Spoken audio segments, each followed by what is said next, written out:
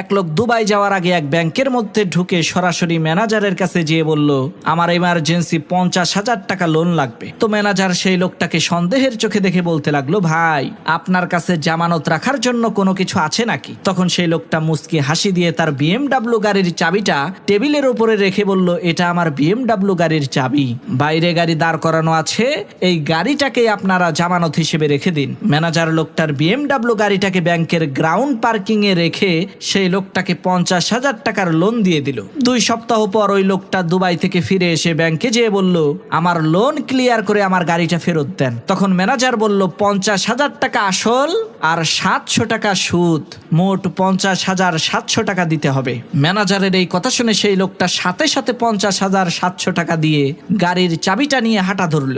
লোকটার এই কাণ্ড দেখে সেই ব্যাংকের ম্যানেজার বলল, ভাই আমরা খোঁজ খবর নিয়ে দেখেছি আপনি কোটি কোটি টাকার মালিক, কিন্তু হঠাৎ করে আপনার এই 50,000 টাকার প্রয়োজন হলো কেন, সেটা তো বুঝতে পারলাম না। তখন সেই লোকটা মুচকি হাসি দিয়ে ম্যানেজারকে উদ্দেশ্য করে বলতে লাগলো, ভাই আমার 2 সপ্তাহের জন্য ব্যবসায়িক কাজে দুবাই যাওয়ার প্রয়োজন ছিল, বাহিরের পার্কিং এ গাড়ি রাখতে গিয়েছিলাম, 2 সপ্তাহের জন্য 5,000 টাকা চায়। তখন চিন্তা করলাম ব্যাংকের চাইতে সস্তা আর সুরক্ষিত জায়গা তো কোথাও নাই, তাই 50,000 টাকার লোন নিয়ে 5,000 টাকার কাম 700 টাকায় সেরে ফেললাম।